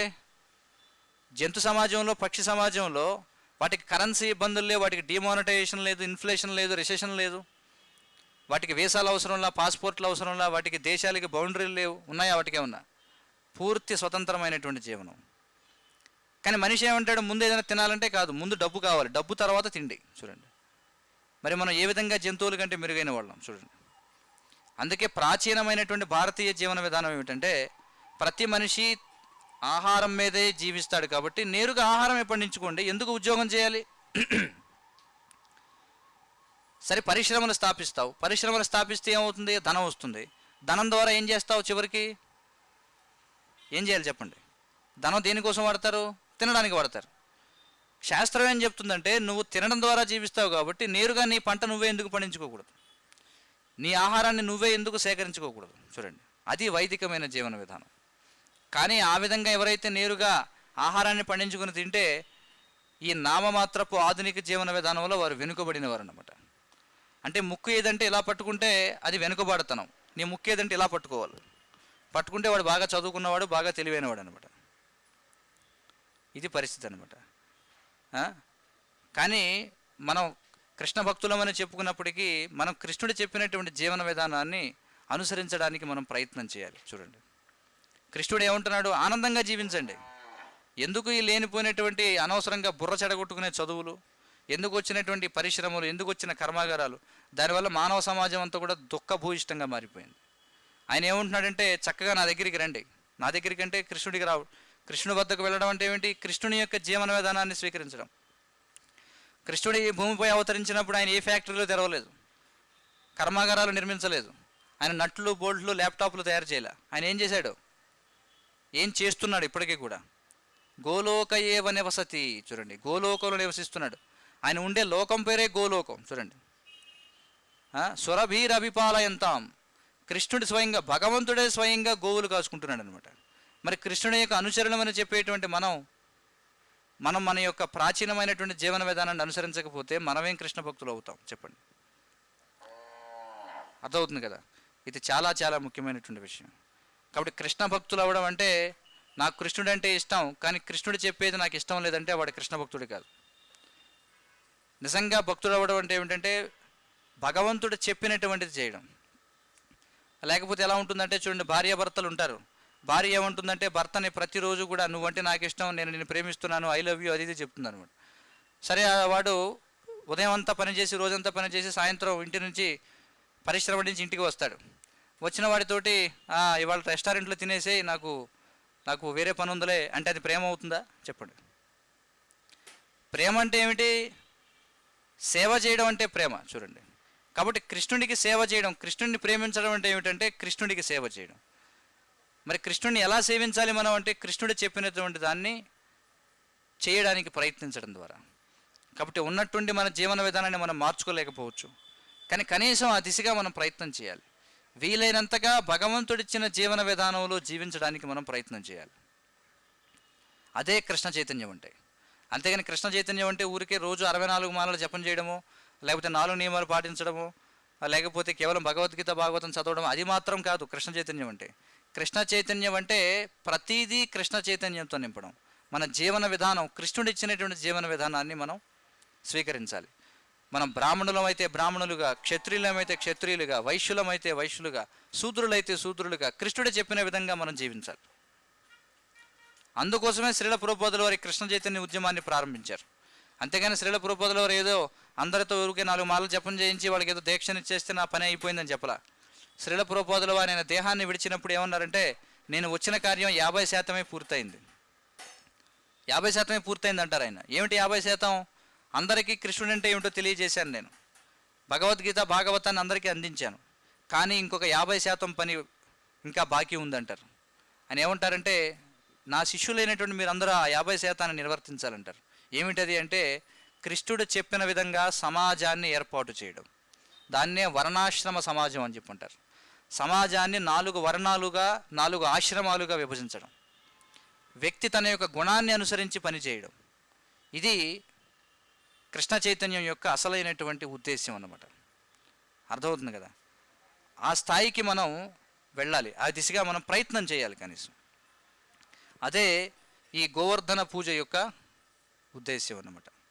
హరే కృష్ణ. కాబట్టి మా విన్నపం ఏమిటంటే, అందరూ కూడా ఎవరెవరి స్థాయిలో ఎంతగా అయితే మనం భగవంతుడిపై ఆధారపడి జీవించగలిగితే అంతగా మనం ఆధ్యాత్మికంగా పురోగమిస్తాం, అంతగా మనం జీవితంలో ఆనందంగా ఉంటాం. మనం కృష్ణుడిని ప్రార్థిస్తూ ఉంటాం, కానీ జీవనమేమో అంటే శరణాగతి అంటే భగవంతుడిపై ఆధారపడడం అని. కానీ మనం కృష్ణుని యొక్క నామాన్ని స్వీకరిస్తాం, కానీ ఆధారపడడం ఏమో మ్లేచ్చులపై నీచులపై ఆధారపడి జీవిస్తున్నాం అనుకోండి. సరే, మన సాఫ్ట్వేర్ కంపెనీలో ఉద్యోగాలు చేస్తుండొచ్చు, ఆ కంపెనీలో ఉద్యోగాలు చేస్తుండొచ్చు, కానీ వీటన్నిటికీ అధినేతలు ఎవరంటే మాంసం తినేటువంటి వాళ్ళు. చూడండి, కాబట్టి కృష్ణుడు చెబుతున్నాడు, నువ్వు నా భక్తుడు అయినప్పుడు ఎవడికో సేవ ఎందుకు చేయాలి? అంటే నేను నిన్ను పోషించలేనా? హరే కృష్ణ మహామంత్రం జపం చేస్తున్నాం, మనం భగవద్గీత భాగవతం చదువుతున్నాం. మరి కృష్ణుడు చెప్పిన విధంగా కృష్ణుడిపై ఆధారపడితే కృష్ణుడు మనల్ని పోషించలేడా చెప్పండి? కానీ ఆ విశ్వాసం అందరికీ కూడా ఉండదన్నమాట. వాళ్ళు కృష్ణుని పూజిస్తారు, కృష్ణునికి ప్రార్థన చేస్తారు, భగవద్గీత భాగవతం చదువుతారు. మరి సారాంశం ఏమిటంటే కృష్ణుడిపై ఆధారపడి జీవించడం, కృష్ణుడికి శరణాగతి పొందడం. మరి శరణాగతి ఏమో ఎవరికో పొందుతానంటున్నావు, కానీ నేనంటే నీకు ఇష్టం అంటున్నావు. ఇదేమన్నా వేశ్యా వృత్తే చెప్పండి? అదవుతుంది కదా. అధికారికంగా భర్త ఉన్నాడు, కానీ నాకు ఎవరో అంటే ఇష్టం, ఇది అలాంటిది అనమాట. ఏమిటిది? నాకు కృష్ణుడు అంటే ఇష్టం, కానీ కృష్ణుడు చెప్పిన జీవన విధానం నేను అనుసరించను, ఇంకెవడికో మ్లేచ్చుడికి శరణాగతి పొందుతాను. ప్రస్తుతం మనం చేసేటువంటిది అంతా కూడా అదే, భావదాస్యం అన్నమాట. చూడండి, ఎందుకంటే మనకి విశ్వాసం లేదు, భగవంతుడు ఇచ్చిన జీవన విధానంపై మనకి విశ్వాసం లేదు. కానీ మనం తిరిగి మళ్ళీ దాని వైపుగా మనం ప్రయత్నం చేసినప్పుడే మానవ సమాజం అంతా కూడా ఆనందంగా ఉంటుంది. హరే కృష్ణ. దయచేసి మా యొక్క విన్నపం ఏంటంటే, అందరూ కూడా ఈ దేవాది దేవుడు శ్రీకృష్ణ భగవానుడు అనేటువంటి గ్రంథాన్ని అందరూ కూడా తప్పనిసరిగా చదవండి. ఇది భాగవతం యొక్క దశమ స్కందం యొక్క సారాంశంగా శ్రీల ప్రభుపాదులు వారు ఇచ్చారు. చాలా ఉన్నతమైనటువంటి విషయాలన్నీ కూడా ఇందులో చెప్పబడ్డాయి. మీరు చదవండి, అందరికీ కూడా మీరు దాన్ని వితరణ చేయండి. అలాగే ఇప్పుడు ఈ దామోదర కార్తీక మాస సందర్భంగా ప్రతిరోజు కూడా నవంబర్ 30వ తేదీ వరకు సాయంత్రం 6:30 గంటలకి దామోదర ఆరతి జరుగుతుంది. అనంతరం భాగవత ప్రవచనం, అనంతరం ప్రసాద వితరణ జరుగుతుంది. చాలామంది ఇప్పటికే వస్తున్నారు, అందరికీ కూడా చెప్పండి, రమ్మని చెప్పండి. పైగా ఈ నెల రోజుల పాటు ప్రత్యేకమైనటువంటి ఒక అవకాశం కూడా ఇచ్చాం. శ్రీమద్ భాగవతం ఏదైతే సాధారణంగా 6,500 రూపాయలు ఉంటుందో, అది నెల రోజులు కూడా 5,500 రూపాయలకే మేము ఇస్తున్నాం ఈ దామోదర మాసాన్ని పురస్కరించుకొని. కాబట్టి ఇది చాలా గొప్ప అవకాశం, అందరూ కూడా స్వీకరించండి.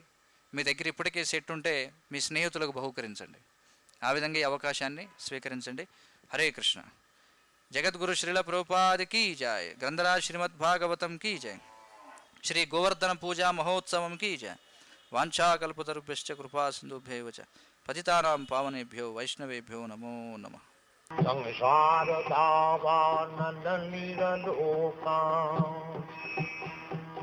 నానాయకారుణ్య ఘనాఘనాఖ్యం సకలగుణార్ణవశ వందే గురశ్రీ చరణారవిందం.